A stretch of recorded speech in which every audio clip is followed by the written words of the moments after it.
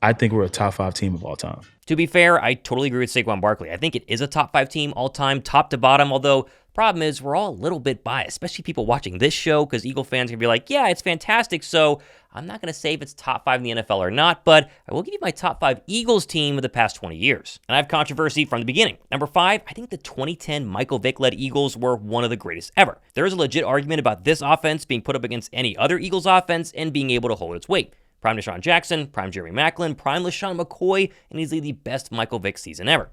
Defense is where it falls short a little bit here, but the Birds somehow hung on and actually beat the Packers in that wildcard game. I'm convinced to this day they would have gone on to win the Super Bowl. Number 4, I go with the 2017 Eagles Super Bowl team. Here's why.